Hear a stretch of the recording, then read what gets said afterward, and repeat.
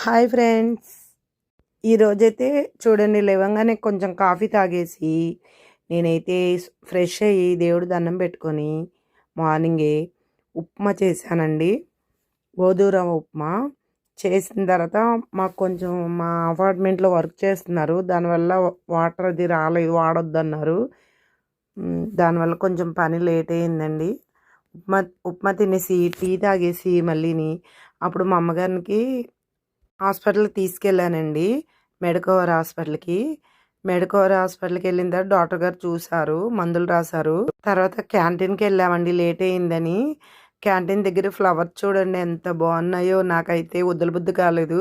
అక్కడ చపాతీ తిన్నాను, అసలు బాలేదండి, పడేశాను. ఇంటికైతే బయలుదేరిపోయాము మళ్ళీని.